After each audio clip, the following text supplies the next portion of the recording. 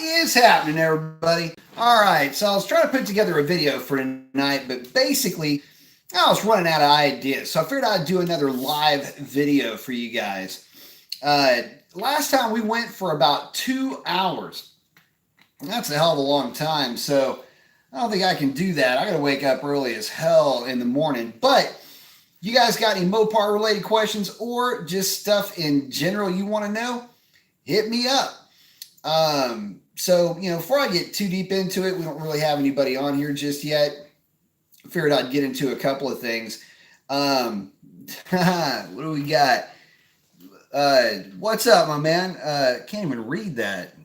Tanzman, I can't even pronounce that. Sorry. What's up, man? How you doing? Figured I would get into, what's going on. What are the, what am I getting ready for this fall with the car?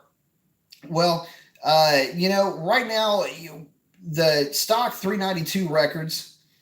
Plum Crazy Hellcat, what's up, brother? How you doing, man? Good seeing you on. So stuff that I'm going to do this fall with the car, basically going to try to get the thing as close to the 10s as I can get with that stock camshaft. What's up, y'all? What's happening? Indigo 392, what's up, man? Good to see you. So yeah, I'm going to try to get some, get a little bit quicker with that thing this fall. Try to get as close to the 10s as I can with that stock cam setup with the SRT. Realistically, I think it's got a pretty decent chance of getting close to it, but it's going to be real hard. Slime Cuda, what's up, buddy? Thank you very much. Says, glad you're doing another live stream. Appreciate that. Yeah, these are always kind of cool. This is only my second one, and I got to be honest, it is kind of weird, but it's cool because I get a chance to interact with you guys directly. Super Run 357, B Mason preach, man. You got to give me a topic, man. Come on, I'm always up for something. You never know. Every once in a while, I'll go off on a rant, and yeah, I hear you, Jazz Hellcat. Yeah, same here. I'll be crashing here soon. But yeah, you guys got topics you want me to go off on, man. Believe me. I've definitely don't have a shortage of opinions on some of those. Killer 65 Malibu got a 2017 TA. Man, I gotta tell you, I like that car a lot. I would have liked to see them make that TA intake. I don't know if you want to call it a standard feature for SRTs, but they seem to be putting Hellcat front end, front clips and hoods on pretty much everything. It would have been cool to see them, maybe go a little bit farther with that and make that an option for all of the 392 cars. I actually really like that system on that car. So, Speed Maniac, what's up, brother? What's up, brother? But anyway, getting back to it, wanting to, see how deep into the 11s I can get that car. Let's see. Thoughts on a 4.29 ring and pinion for a 392? I don't know anything about a 4.92 ring and pinion, but I will tell you that if you want to go with a more aggressive ring and pinion on a 392 car, I would limit it to the 370 gear. Right now, unless you've got a NAG 1 set up, or at least one of the older cars with the gauge drag rear end, there's not very many rear gear options available because that unit is non-serviceable. I know, right? It's kind of some bullshit. So anyway, at one point in time, I was working with Motive to try to see if we could get something going where they could make a 331 gear for the ZF rear end, but that's turning out to be a little bit more difficult. So let's see. Jazz Hellcat's got a good question. Got one real quick. Will 100 octane help a stock Hellcat, or will it slow it down with the extra, maybe unneeded octane? Man, I'll tell you what, that's kind of it's a mixed bag question on that one, man. The Hellcats actually are a little lean from the factory on that factory tune. If you're going to be running that car in cold weather, I would say mix in about 2 gallons to 7 gallons. In other words, a total of 9 gallons in the tank before you take that thing to the drag strip. Always make sure that you're running those cars at least half a tank, so that you don't get fuel slosh and cavitate the pumps. But that's always a good idea. Sorry, get back to some of these questions. It's not going to hurt anything, and it'll be think of it more of a safety issue than anything else, but it will not hurt anything. Some phonics. B Mason, you know your top 3 favorite engines. That's kind of tough, man. So probably my first favorite, if I had to pick one just as far as being cool, L88 427 from the late 60s. It's an all aluminum 427. Second on the list, probably a Max Wedge 426. And, of course, topping the list, it's really hard to say. The Hemi is kind of a played out selection for that. I'd probably say the very first Super Commando 426 Hemi, that race Hemi that really put it on the map. That would kind of round those out. As far as modern engines, I don't know, the Coyote's up there, but you can't really beat the 392 in my opinion. LSX. What's up, Jimmy? How you doing, brother? LSX better than the 392, just saying. I'm just saying you better make sure that Camaro of yours has got a little pepper in the tank there, buddy. No, I can't wait to see that. In fact, if you ever need a hand wrenching on that thing, you better be calling me. I want to be there for its maiden voyage too. Let's see. Trying to get through some of these. Hang on just a second. Having some technical difficulties here. Get through some of the comments here. Super Run 357 Nitrous, talk to me. It says, I know you've covered it in 2016 Challenger, 8 automatic, no tune yet, Hellcat intake, catch can, and drop in, mid muffler delete, 100 shot. Absolutely, go for it. The only downside you're going to have on that is that I would highly suggest, obviously, changing the spark plugs to a 7 range. The NGK LFT, don't get me started with that alphabet suit, but go with a 7 range on the plugs, and you're going to have to get a tune for it. But trust me, the car will consume 100 shot with a proper tune all day, every day. You won't run any problems. But, and it's a big but, the transmission could be suspect on a real sticky tire if the DA is nice and low. If the car's making a lot of power, probably going to be okay with that transmission. It just depends on how, 100 shot, it's going to hit hard, but it's not going to be like a 150 shot or a 175 shot. Probably be okay, but still would recommend a progressive setup. All right, what else we got?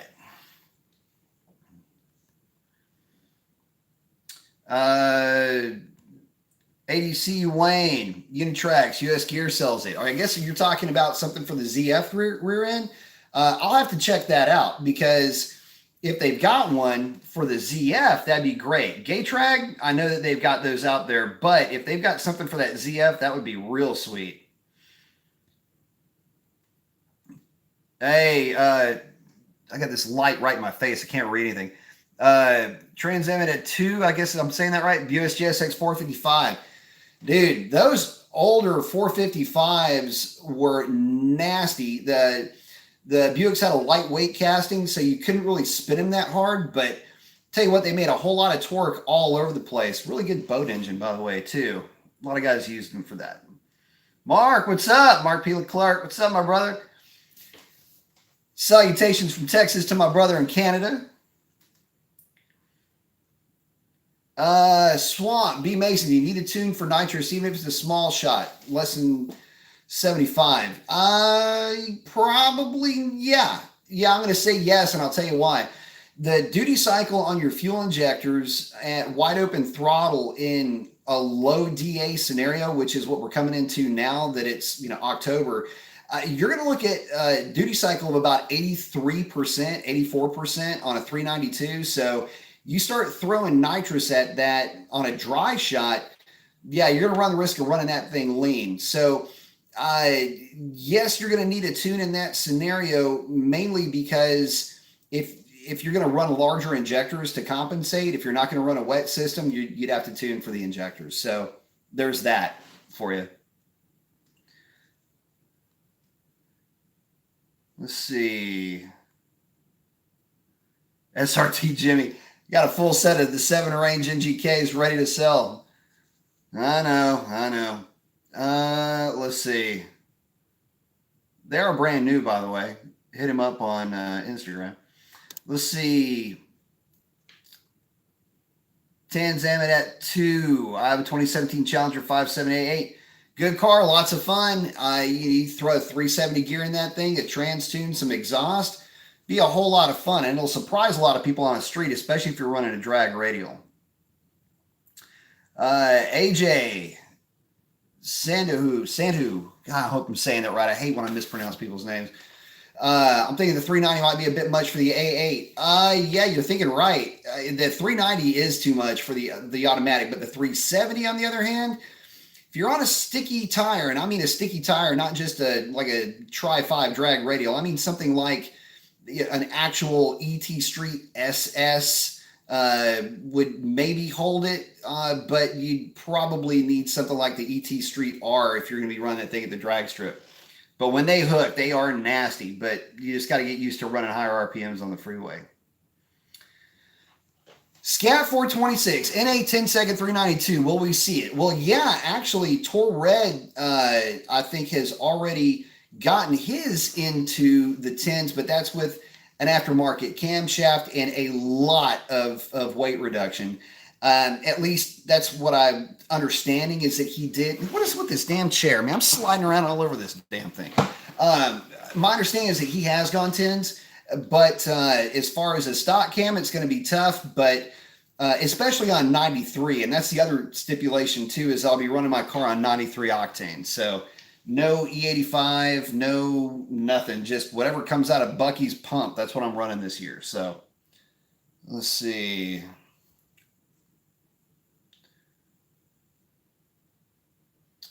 Let's see, what do we got here? SRT Jimmy, thoughts on the new FBO record for the 6-gen Camaro, 1050 at 127. Yeah, cheers. I'm not going to see that out of a Challenger.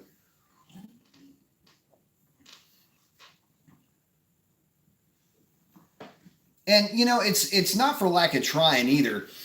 It's just that when you've got that much weight, you need a lot more power to get significant gains. You got to remember that to make the car quicker, guys, it's not like the math doesn't work out where another 100 horsepower gets you a tenth. When you start pushing the weight that some of these cars weigh, you know, you're going to need another 125, 130 horsepower to get that extra tenth once you really start getting up there in speed. And that's just something that is too hard to overcome with the weights of these cars. But in short sprints, like an 1/8 mile, it'll give pretty much anything all it can handle. Let's see. Let's see. 4-door Mopar, Pro Charger, 7 pounds. Hellcat injectors, long tubes, catless, Walbro 450. Would it be worth it for an E85 tune? You're going to need to go with a fuel system if you're doing that. That 450 Walbro will not cover it. Plum Crazy Hellcat likes him some Hoosier Slicks better than the MT drag radials. Yeah, well, I would agree with that. If it's strictly drag racing you're going to be doing with the car, I would absolutely recommend going with a slick.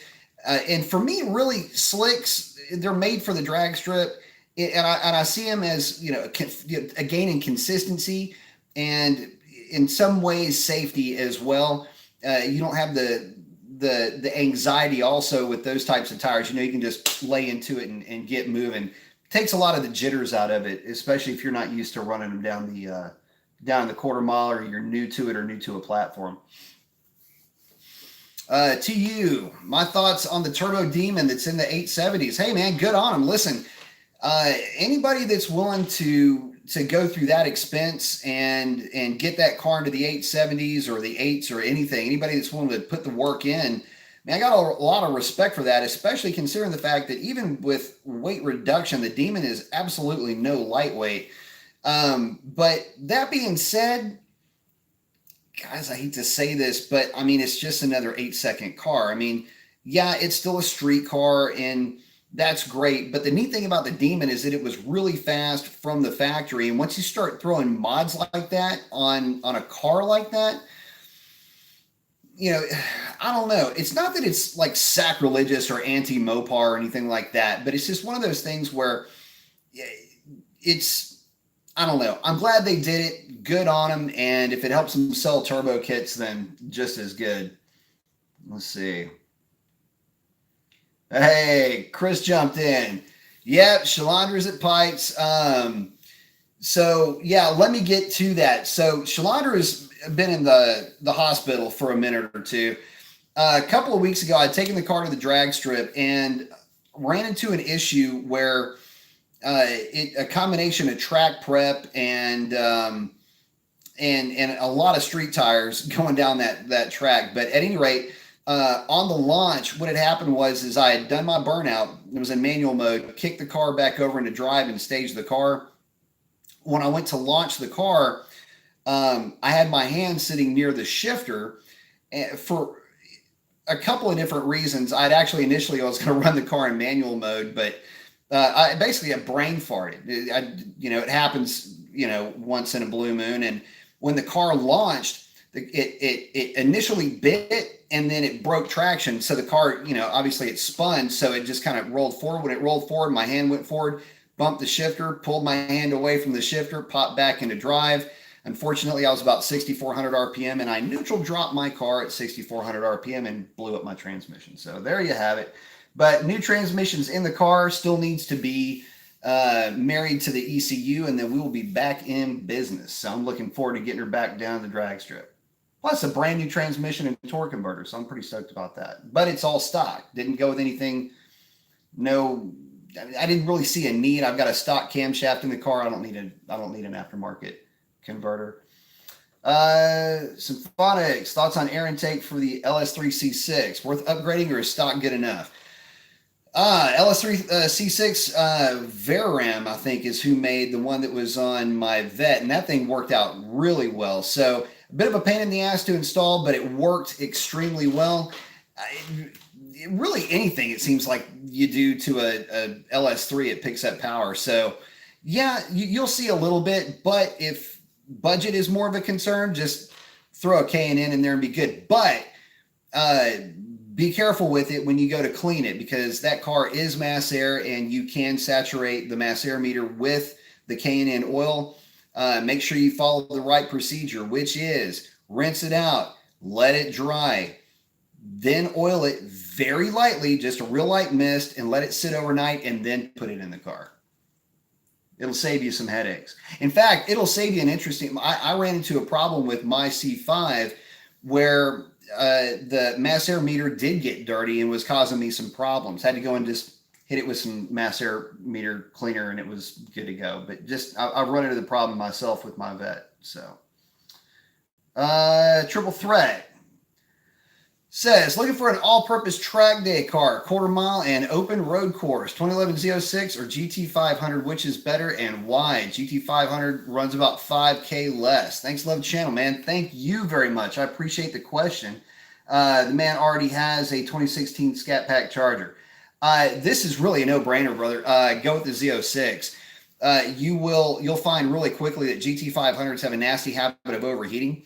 And they're heavier, and let's face it, the Z06, that is its bread and butter. Go to any open track event. We've got Motorsports Ranch here in Houston, and aside from Miatas, the weapon of choice when I don't really want to say graduate from Miata, but in fact, a lot of the guys that have Miatas also have C5s and C6s. So, but on that Z06, check to make sure that the heads have been basically reworked. Make sure, basically long and short of it is make sure you don't drop an exhaust valve. Let's see. Scat 426, it's what makes it special. What am I seeing here? Well, it is what makes it special. Let's see. Oh, John went, this is to you, just FYI, that is John Duffy, who ran the 1059 at 127. Good deal. Race weight was 3520. I'll tell you something. If my race weight was 3520, I'd be running 1059 too. I'd probably be a little bit quicker than that in my car. My race weight is a solid 600 pounds more than that car. So yeah, it tells you something about power to weight, right? EP, Plum Crazy Hellcat. What are my thoughts on the Hellcat engine, pistons, etc.? Man, I'll tell you what, they will absolutely hold some power, but nothing is bulletproof. Most of the Hellcats with the right tune on E85 will have no problem managing upwards of 900 to 1,000 horsepower to the rear wheels. There are a lot of those cars running around making that kind of power and have no issues with them whatsoever. A lot of it does have to do with the tune on those cars, and an aggressive tune that was an aggressive tune in the summertime can lead to Moparmageddon during the fall when the DAs drop. So, and even conservative tunes can. So, but that's typically doesn't have anything to do with the tune itself or the quality of the pistons. It's really, hate to say it, but it's more fuel quality than anything else. That's typically what I've seen anyway. Brian King. Oh man, he's talking about my car and the transmission being fragged right now. He's going, oh man, sorry to hear about that. B. Mason should have went with the manual. LOL, just kidding. Actually, you know what? There are times when I wish I would have gotten an automatic. But if cars come through the shop and I'm doing a data log on them, the Challengers are actually kind of fun to drive with a manual, mainly because you get a bit more of an old school muscle car feel out of them because they are so heavy and you can really feel the weight moving around. But yeah, no, I didn't want that. But Tony, Mr. America, what's up, Tony? What you doing, buddy? Let's see. Scat 426 says, I had 245 all season tires up front and I switched to Pirelli 275. Lost 2 mile an hour, went from 12.3, 114 to 12.3 at, I'm guessing he said 122, probably meant 112. Have I seen that happen before? Yeah, if you go with larger tires, you will have more rolling resistance, and depending on how solid your alignment is, that scrub could be greater. So yeah, I've seen cars lose mile an hour by putting bigger tires on it. See, Triple Threat, what is my background, profession? I have been in and around hot rodding my entire life. Also been in and around the construction industry my entire life, mainly on the builder supply side. So that pretty much wraps my resume up. So yeah, a little bit more on me blowing up my transmission. So definitely looking to get that back. But again, I did go with the stock converter, stock transmission, mainly because, I am still running the stock camshaft and didn't see any reason to break up that particular combination.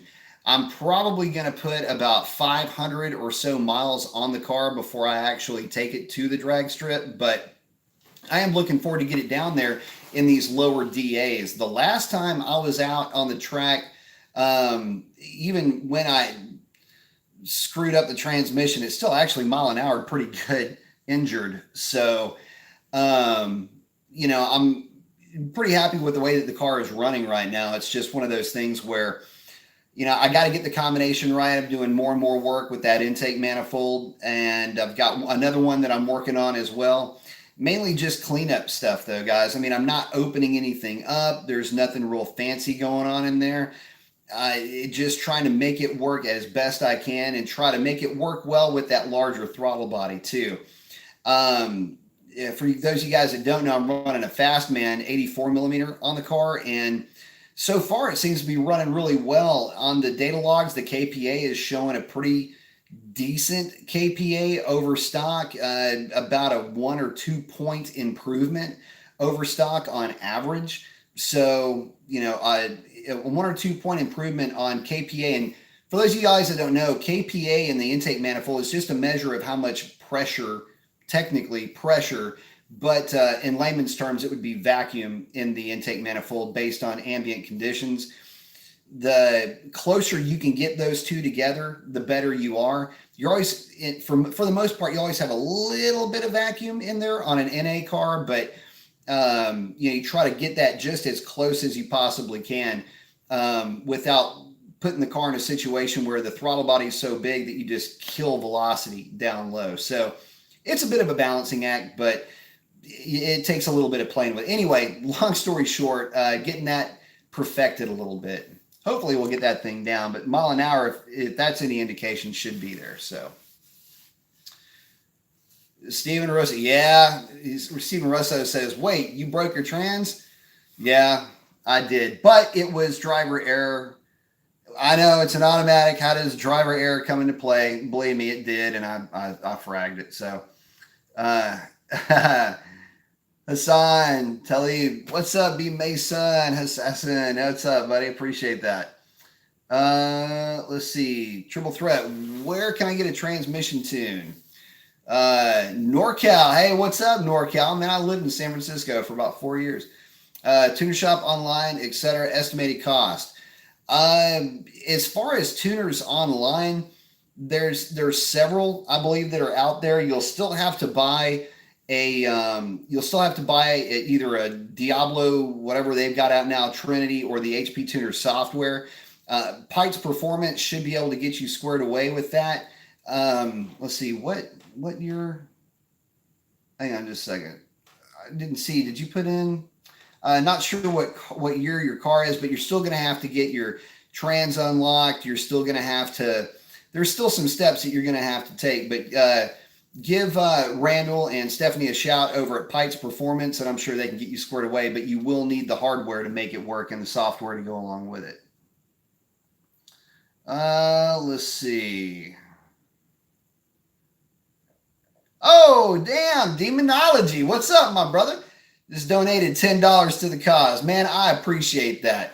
If you're watching my channel, I know that you're watching Demonology's channel. If you're not, how could you not be? Get over there. Check him out. Demonology at YouTube. Watch him snatch them souls with that demon. Man, I appreciate that, my brother. Thank you very much.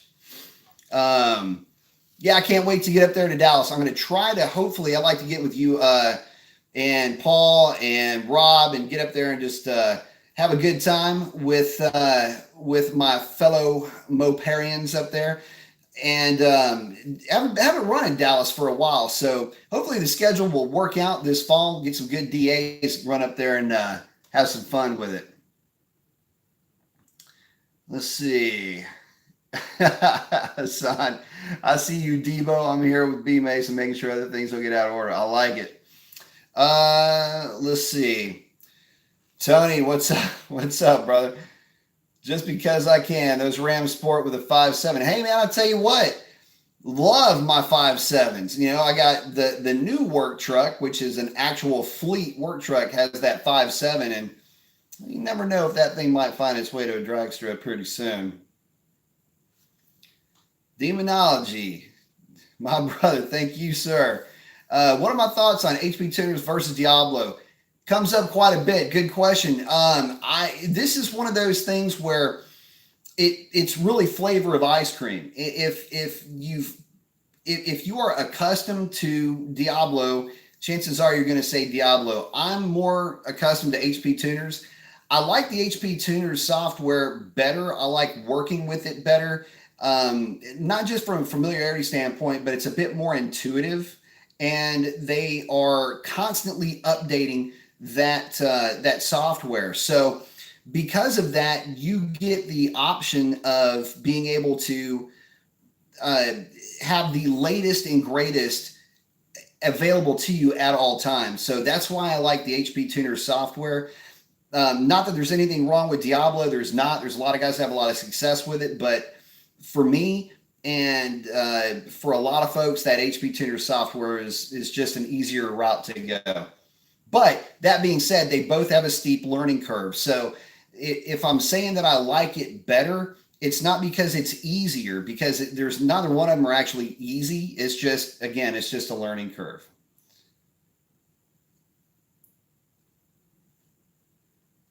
Vince, wow, man, thank you very much. $9.99. I like that. $9.99. That's 666 upside down. Demonology. Got some upside down snatching souls. Thank you very much for that. I appreciate that. 305 drag radial. So, man, I can't read this. It's damn light. Man, I'm sorry. I can't pronounce the back part, but Vince. So, 305 drag radials. You know, okay, 305 drag radials are great provided they're on the right size wheel. If we're talking about on the stock 20s, the 305 is going to have an odd contact patch on the stock 9.5-inch wheel if we're talking about a Demon wheel or an SRT wheel. And it's the fact that instead of being straight up and down, you know, with the wheel here, wheel width, and then the tire has a direct line of sight of the load from the wheel to the concrete. Anytime you start bowing that out, you're going to have an odd side load. When you have the odd side load, you're going to cup that tread. So that means you have to run more air pressure in it. Running in the tire, running more air pressure in the tire can lead, you're hoping, to a flatter contact patch, but you still can get kind of an odd footprint of that tire on the tarmac. If you're going to run a 305, I would always suggest running it on a 10 or 10.5-inch wide wheel at least. And in my experience, a 305 on a 10.5-inch wide wheel, and again, we're talking 20s here, because as the rim size gets smaller and the sidewall gets bigger, that cupping will be less. That effect will be less. But again, getting back to it, on the 20s, 10.5-inch wheel at 30 PSI has a perfect contact patch and will absolutely dead hook on my 392 and in Hellcats also. So no need to air them down, and you also get the benefit in that respect of having less rolling resistance because you're running more air pressure. So it's kind of a win-win all the way around. Let's see. Toby Rama, Sinju. That's a cool sounding name, man. I like that. Where are you from, brother? Do I think Ford will still release the Shelby GT500 with them cutting down on car production? No, they have to. Yeah, I mean, at this stage of the game, they pretty much, I mean, they're getting called to the mat right now by Dodge and by Chevrolet. Yeah, I think they're still going to make that car. And I'm also going to say that car is going to be pretty special, but I think it's going to be priced at a point where it's going to be pretty tough to obtain. I mean, just take a look at the GT350s, for example. And, you know, admittedly, the GT500 is one of my favorite cars that I've ever driven. It's a lot of fun to drive. It's a great street car. This new GT500 will be even that much better. And by the way, with them not building as many cars, that really has more to do with the sedan market. They're focusing more on crossovers and SUVs than they are going to be for cars. So, you know, if they're going to build any car, it's going to be that Mustang platform, or at least something on that Mustang platform. Let's see. Justin, also, what year is my truck? My personal truck is a 2014, and my new fleet truck is a 2018. Let's see. Here's a real good question, guys, and I'm glad you asked this. Scat 426, how much time do you lose from torque management on the 392 cars? Not enough to disable it. The last time I was at the drag strip, I went back to back and was going from my torque management tune, which is, it's a limited amount of torque management, to my non-torque management tune. And if memory serves me correctly, the best gain that I had was about 1/4 tenth difference. So unless you're going for the record, leave that torque management in play. It'll drop. It does drop timing, but it's not going to really affect anything. In fact, there's some that will say that it helps it shift. I went quicker with no torque management, but by such a very slight amount that could have been more affected by 60 foot time, and the transmission basically, it's throwing all that power in on the shifts. It might have helped it, but it probably was more affected by 60-foot time than anything else. But it did run the fastest pass on with the torque management disabled, but the balance of the passes, it actually kind of went back and forth with the torque management, although limited, with the torque management still in play. Hopefully that answered the question.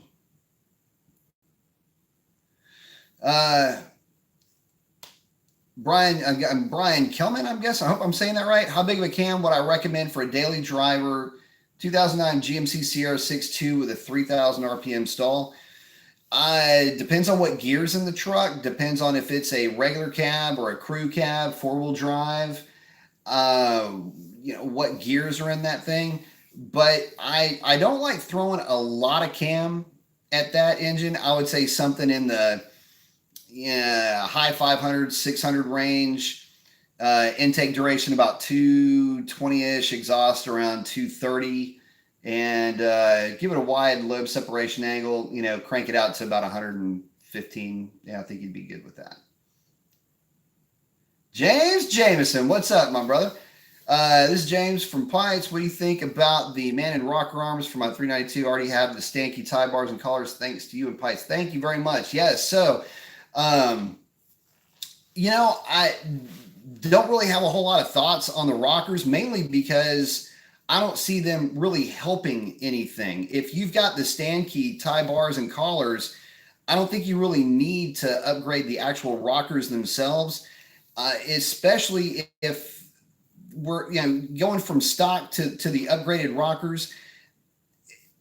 Unless you've got a system that is using some type of a roller bearing in there on that shaft mounted system that the Hemis come with, I don't think you're going to be doing yourself any favors. And keep in mind that there's a lot of 1,000 horsepower Hellcats running around with stock shaft rockers. So, definitely something to think about. But if you're putting a camshaft in one of these cars and you are going to be turning the wick up on it pretty hard, get online, get with your tuner, get with your shop, have them get you a set of stand key tie bars and collars.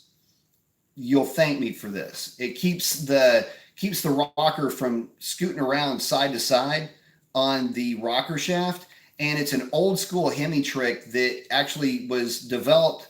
Well, let me stop right there. I'm losing my mind here. Anyway, the factory drag cars from Mopar do have a real kind of a flimsy tie bar, but the stand keys are actually billet aluminum, and it keeps everything nice and tight. Again, it's an old school Hemi trick to keep that valve train stable.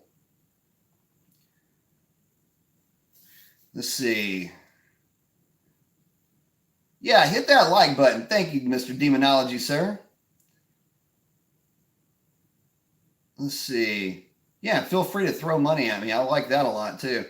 Let's see. Go, Opie Griffin, man. I like that.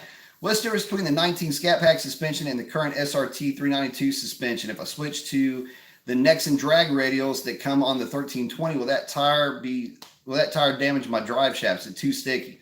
The suspension between the 392 cars and the Scat Pack cars, the 392 cars come a little bit lower than the Scat Packs, and the spring rate is slightly stiffer, but not by a whole lot. And the adjustable suspension, obviously with the shocks being adjustable, does make a pretty big difference just in terms of the actual overall driving experience of the car. In normal mode, it's nice and soft. Sport, it's pretty much identical to a Scat Pack. And then in track mode, it will basically beat you half to death. But that's one of the neat things about the SRT suspension is that you do have that flexibility. And it's one of the reasons why I bought my car, is that I liked having the ability to go from a very soft suspension if I'm on a road trip, car rides super smooth. And if I want to do a little bit of lively driving on some back roads in the Texas Hill Country, I can always kick it into track. But typically, I just rock sport. In fact, I run sport at the drag strip too. That guy Sam, wide body Charger Scat coming out in 2020. Man, I tell you what, that car would look nice as a wide body. I've seen some of those renderings, so I can't wait to see what that car ends up looking like when they're done. Hassan B. Mason, what's your thoughts on a 2018 5.0 versus the 1320? I think that 5.0 better pack a sack lunch. It's going to be a long day, brother. But then again, I mean, we're talking about a more or less track-oriented car in that 1320. The only downside to the 1320 is that nobody decided it'd be a good idea to throw a more aggressive rear gear set in that thing. So, I mean, and I like the car. I like the idea of it. I like the potential of it, but I don't like there's just a little bit more that they could have done. And I get they're trying to keep that cost low, but you're really not getting anything with a 1320. I mean, you're getting a very basic scat pack with some software that was developed through the Demon. So, yeah, a little bit on the cusp on that. But man, I'll tell you what, I am starting to warm up to that scat pack quite a bit. I do have that extra truck just sitting around out there. Whoa, hey, here we go. Let's see.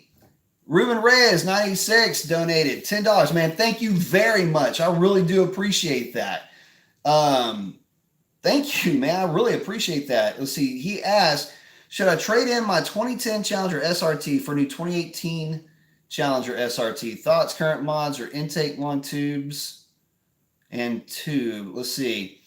Guess you mean intake tube. Well, yeah. I mean, if you're in a position where you can, yeah, I would definitely make that trade. Mainly because if you haven't had a chance to drive an 8-speed car versus the NAG 1 car that you have now, you will be overly impressed with the difference in acceleration and smoothness between the two. Not to mention the interior.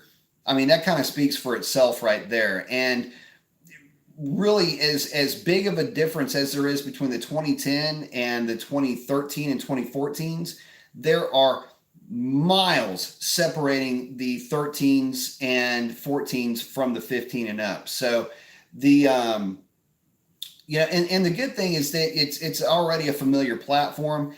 I think you'd be real happy with it. The new Challengers are real nice, and let's be honest. I mean, they've got a package for every taste. And in fact, I was just at my local Dodge dealership and was looking at one of the GTs that comes with a package that has the Hellcat front fascia and SRT hood. So I thought that was pretty interesting. But again, I mean, you can customize them a lot more to your liking now than you could just a couple of years ago. So yeah, get out there and give them a look, and more importantly, give it a drive, because I think you're gonna have a lot of fun with that car. Let's see. What does that say?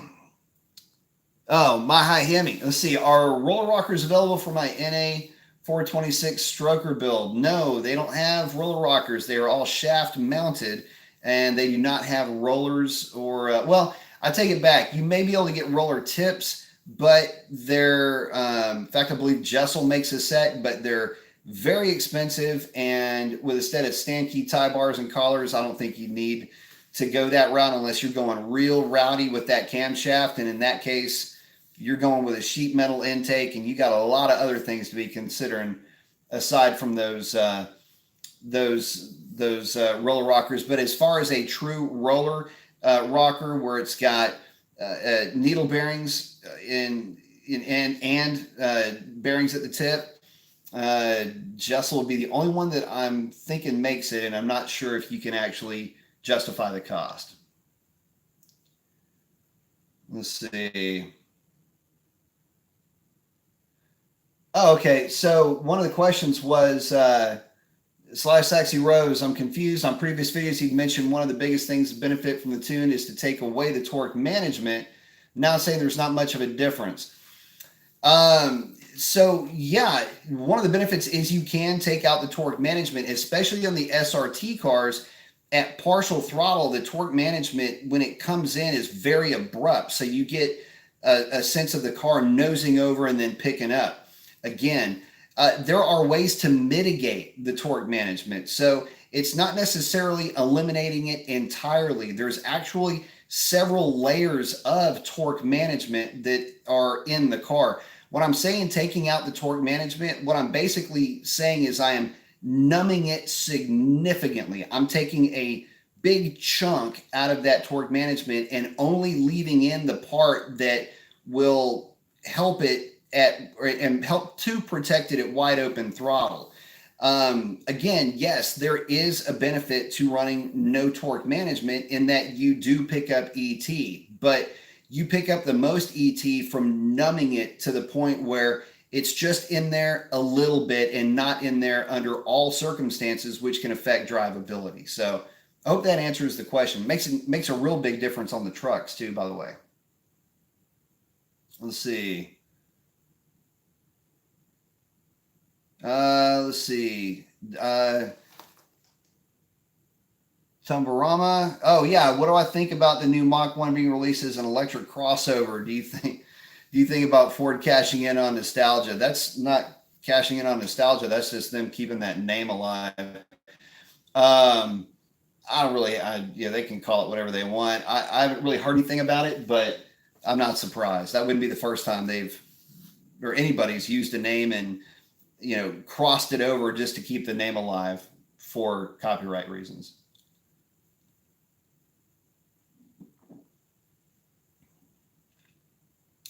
Let's see. Derek wants to know, Derek Goss is asking, do I know the reason that there isn't a TCM tune for the Diablo tuners for the 2014 SRT Jeeps?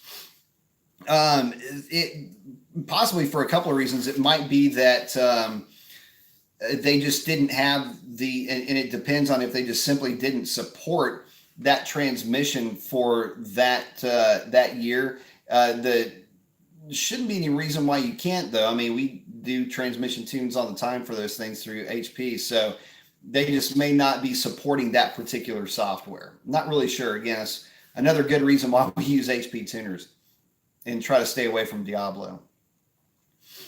Let's see. Zephyr R&D asks, any NAG 1 tunes that wake up the 6.1? Yeah, I mean, any tune you put together for that is gonna help to wake it up. And again, anything you can do transmission wise, which you can tune the NAG 1, anything you do to that transmission that'll help keep the shift points right is going to help it out, especially on partial throttle downshifts. You can wake it up, but it just won't perform the same way that the 8-speed does. Let's see. Scat 426 1320 Challenger sounds like it has torque management disabled from that release video. I'm guessing you're talking about when Leah Pritchard's doing that big burnout. Actually, you can hear it a little bit. It does have a little bit of torque management. What's funny though is that I'm curious in drag mode how much torque management that it has. From the factory, the HP 70s and the HP 90s and the Hellcats do have a significant amount of torque reduction. In other words, the timing value that it dumps down to before it ramps everything back in. And keep in mind, it happens like that fast. I mean, you really can't even clap your hands as fast as it takes place. But the Demon on several data logs that I've seen has a lower amount of torque management. It just doesn't drop as far, but it's still super quick. It just pulls it and adds it right back in there. Let's see. Triple Threat. Man, thank you very much. $10. Man, I really do appreciate that. Thank you so much. Let's see. Last one for the night. You keep donating $10 a question. I can ask as many questions you want. Our 2016 Scat Packs faster than 17s or 18. I've seen online that they're listed at 12.4 and 17 and 18 are listed at 12.6. There's a reason for that. Good question. I actually am a bit familiar with what you're talking about. The early Scat Packs, and this is from 15 and 16, where they used a Scat Pack core for their 0 to 60s, and that would be the equivalent, the early equivalent or the predecessor of the 1320, in that it is a basic base model Scat Pack with a 392. Tested it in really good conditions. Just so happened that it ran at 1240, and it might have been at 116 if I'm not mistaken, or 114. I'm sorry, it was a mile an hour that it ran. The 1260, it probably had more to do with conditions than anything else, but there's no difference in terms of weight. The cars all weigh the same, and there's nothing different in the tune that would give the older cars an advantage over the newer cars. So had more to do with conditions than anything else, because mechanically they're identical. There's really no difference. But thank you again very much. I appreciate that donation. To you, SRT should have added $2,000 to the MSRP of the 19, 13, 20 Scat Pack and offered 370 or 391 gears and a much more aggressive factory 392 tune. I tell you what, I wouldn't go as aggressive as 370s unless you're running a true slick. It puts it at a weird spot at the end of the track. Numerically, a 331 would be perfect, but that's nitpicking on my part. I agree with you. There should have been a different gear. And as far as tuning the 392 more aggressively, there's definitely some room for improvement with a 392 as far as picking up power. What I would have liked to have seen is, why not have a 100 octane tune for the 392 and then really ramp up the timing and see what kind of juice you can get out of that thing. That would have been pretty cool. Let's see. Triple Thread, he ran a 1244 stock. I ran very close to that. I think my best stock pass was a 1258 or a 1260, somewhere right in there. Let's see. And yep, that guy Sam ran a 1230 at 112. I've seen guys run deep into the 12s with stock cars. My car, when it was stock, guys, I got to admit, that car was a bit of a dud when I first got it. Always had a tendency to run a little bit slower than everybody else's cars, and then it really took about 2 or 3 oil changes, and after about that point it started to loosen up, and now the car is a pretty nasty little thing. Well, when it's not on a lift. Right now it is, but again, that's my fault. Let's see. Let's see.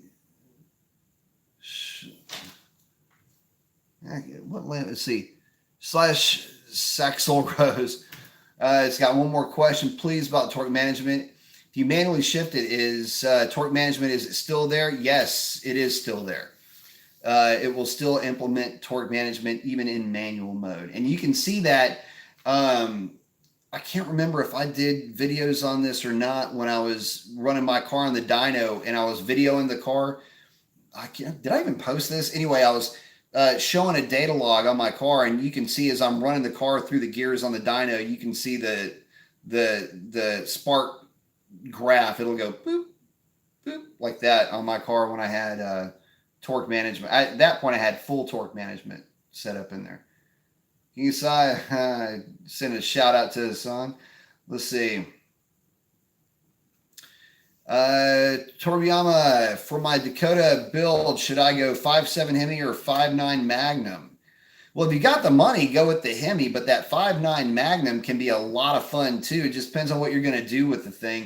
If you're just building it for fun and want to go out and just smoke the tires, I'd go with the Magnum. It'll be an easier swap. You can make plenty of power. The thing will make a lot of torque, and if you scatter it, it's a whole lot cheaper to fix it. Chris, let's see. Has a Hellcat question. Is it possible to run a 285 upper pulley with a tune, but without pinning the crank? Just don't want to shit can the warranty. No,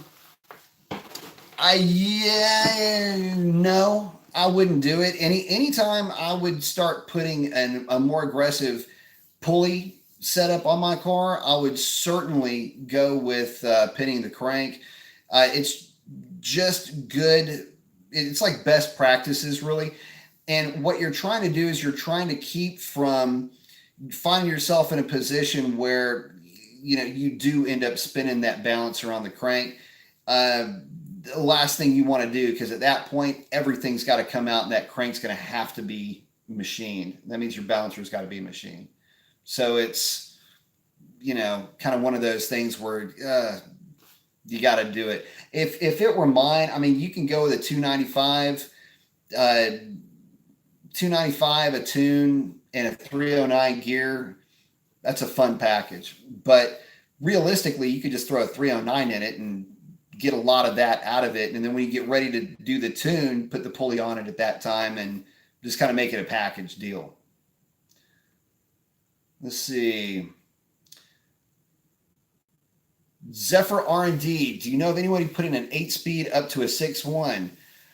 No, I've not heard of that. I've had it asked of me. Will it work? Can you? You might be able to hook it if you had everything to make it work. But you would have to have the ECU from a car with VVT and the 8-speed. You would have to disable VVT in the tune. You might be able to work. I just don't know if the juice is worth the squeeze though on that. But I mean, I'm sure there is a way to make it work. I'm just not familiar with it. And TU's responded, exactly, a race button, 100 octane. I tell you something, I don't know why they didn't do that. The technology is there. And furthermore, they're offering the car with no back seat, with the rear seat delete. They're calling it a 1320. I mean, they're basically telling you what to do with the car, but they're not giving you a, oh shoot, hang on just a second, y'all. Hang on just a second. We're about to run out of battery over here. Hang on. What's my bald head coming to do over here? But yeah, why they didn't offer that is kind of beyond me, because, they went through such lengths to make that a big deal with the Demon, but they didn't really do anything about it for the 1320. Kind of weird. Let's see. Mahahimi, on my 15 SRT, will the stock trans and rear end be okay with the new 426? Provided there's nothing wrong with them now, yeah, you'll be fine. It'll hold it just fine. Derek Goss, what is the fastest you have seen a stock 2014 Jeep go with TCM and PCM tune and no mods? I haven't seen anybody only do tunes on those vehicles and not do any other mods. So I hate to say it, but I can't really speak on it. Most of those guys have never, in any of the Jeeps or Durangos that only had the tunes on them, they never took them to the drag strip. I don't know why either, because those were really fun. I would say high 13s maybe. Let's see. Zephyr R&D asks, what do I think of the wide body Scat as an autocross or a canyon car? Well, on an autocross, you're going to be at a bit of a disadvantage because the thing is extremely wide. Most autocross tracks are set up for smaller vehicles. But that's not to say it would not be a riot. I mean, you're talking to somebody who used to regularly autocross my Lightning. So, yeah, I would say if you did that or decided to go that route, you'd have a lot of fun with it. As far as canyon carving, I guess it's it would be okay, but it wouldn't be an ideal choice. Only because of just the weight of it. But it also depends on how aggressive you are. I mean, if you're within reason, I mean, you're not trying to go for any kind of time attack, I think you'd be okay. In fact, you'd have a lot of fun. I've taken mine on back roads on drag radials out in the hill country, and I've had a blast with it. So, and it's fun, getting a heavy car to, run around like that. And you'd also be surprised at how many cars can't just up and leave you either. So let's see. Chris, what's up, brother? Oh, heard the CDO1 grind. Yeah, that's my sniper grind. That's one of the cams that I designed for Pike's Performance. It is a camshaft that I put together specifically to make power for 392s with stock intakes or ported intakes with slightly larger throttle bodies. That cam has very little lope at all, and it makes really good power. In fact, sounds to me, I haven't been up there today. It looks like it's going to be on the dyno, so can't wait for that. But yeah, it's a cam that, it's basically all killer, no filler. And if you didn't know any better, you wouldn't know that the thing didn't have a cam in it. But it is a nice little cam. A lot of guys are having some really good success with it. Let's see. This is actually a pretty good question from Tobriana Sinju asking, so is the Demon supposed to be a street legal drag pack, or are they different? They are very different cars. The drag pack is a non-registerable drag race only vehicle.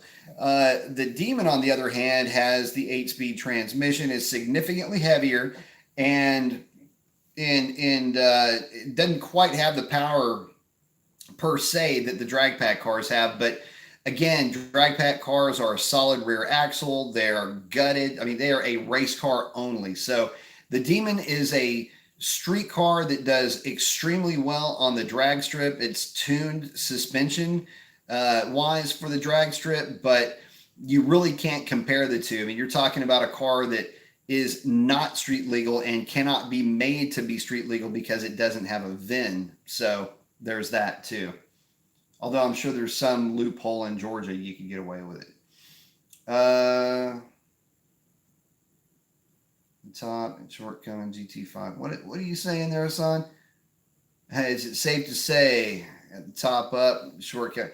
I'll tell you what, man. I just, whenever the GT500 comes out, I will be more than happy to give my opinion on it. I just hope that it gets there, gets to us sooner than later. Let's see. School Rose. That's tough to say. See, I talked to Alex at the shop about copying your upgrades, but never told him about a number I was chasing. For your 2018 Scat Pack, do you have a ballpark figure for getting a 1045 quarter mile time? Yeah, depends on, I mean, there's a lot of different ways to skin that cat, but, you go with, 150 shot, no cats, or metal substrate, high flow catalytic converters, ported intake manifold, larger throttle body. Go with a set of BMR lower control or lower trailing arms with maybe a diff brace, drag pack, and 150 shot, and that'll get you real close to what you're looking for. So you're looking at 2, 3, 4, 5, 6. It'd be a lot of money. Give them a shout, but I can tell you that getting a 1050 out of it is going to be it's doable. I mean, there's definitely guys that have done it, but it's going to take a little bit of nitrous to get you there. Let's see, Zayed Nas, new to mining. Hope again. I apologize in advance if I butcher your names. New to mining, any recommendations on the first mods for an 0657 Hemi Grand Cherokee? With something like a cam and a tune, get me a fair bit of power. It will. Those cars and trucks respond well to modification, but I would probably say you would possibly be better off saving your money for a little bit, unless it's just a real low mileage vehicle or you've got some real strong sentimental connection to it. I would say save up your money for a little bit and get you a little bit later model Hemi than that one. Those Hemis, the earlier Hemis, do have I think there's still a TSB on those things for them drop-in valve seats. So just something to consider. See, Zephyr R&D says, I spoke to you about autocross stuff back in April. You said if I wanted autocross, buy Miata. I did. Hey, awesome. I'll tell you what, if you did, I'm sure you know now why I said it. Those things are a freaking riot, especially on an autocross course. But he says he does still have the 6-1 challenge but I'm starting to miss some Power Viper. I don't know. I've had 3 of those things.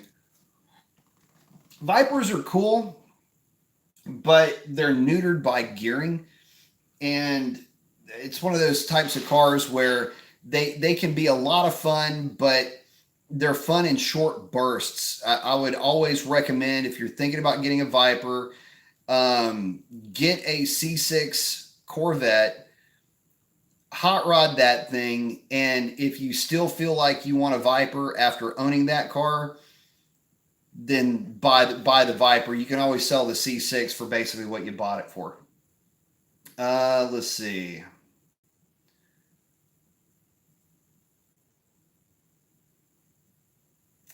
Let's see. Toby Brown is asking, do I think the Ram, putting a 392 in the Ram would make sense? I'm trying to make sure I'm reading this right. Do you think Ram putting an optional? If they did, they'd sell a lot. He's asking if Ram put a 392 in the RT truck package, if it would be a viable package. I mean, it would be a great package. I'm surprised they don't do that. It's kind of weird. Jason Applin asks, if it was your money, would you buy a newer RT57, say 2016, or would you go for an 09/10 6.1 SRT8? In my area, they're very close in price. If it's my money, I get a 2016 5.7 car every time. I wouldn't even consider the 6.1, especially an 09 6.1. Let's see. Derek Schlitz. Oh man, I'm just gonna call you Derek, brother. What supporting mods would I need before going force induction on my 15 Scat Pack? Well, that depends on the type of forced induction that you're going to go with, and it also, hang on just a second. And it also depends on, in other words, if you're going positive displacement, or if you are going to be going with turbo, which I don't really see many people doing that, or if you're going to be going with a centrifugal supercharger. But supporting mods, straight away, I would say, if it's supporting mods, okay, obviously fuel pump, fuel injectors, everything to make the supercharger work. Suspension wise, I would say go with the set of BMR lower trailing arms. And as far as tires, whatever, you're going to need a drag radial for that thing. And realistically, aside from that, you're not really going to need too much. Let me see something. Let me go back to that. Okay, so again, I mean, it's really going to depend on the type of force induction you go with, but you may, depending on the amount of boost and what kind of fuel you're going to run, you may be looking at a transmission upgrade. But if you're mainly running it on the street, you won't have to worry about anything like that. Zephyr R&D says maybe a C6 Z06 or C7 Z51 Grand Sport. Get the Grand Sport. If it's a toss-up between those two, you get the Grand Sport every time. Let's see.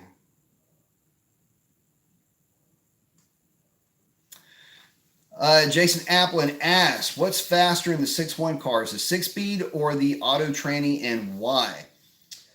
Well, actually, they're about even, if I'm being honest. The automatic will be a little bit quicker in some scenarios, like drag racing, but because there's not that huge of a difference between the 5-speed and the 6-speed cars, if it's up to me and I'm faced with the question of a NAG 1 Challenger or a 6-speed Challenger, I'll take the 6-speed Challenger in that one. So, but let's see. Well, guys, I've been going on for about an hour now. I have got to get my butt to sleep because I got to wake up early as hell in the morning. But thank y'all so very much. I appreciate y'all jumping in on my second live stream, and those of y'all that donated to the cause, again, I thank y'all from the bottom of my heart. It means a lot to me, guys. Thank you so much. And that's going to be a wrap on this one. Y'all have a great one. Adios.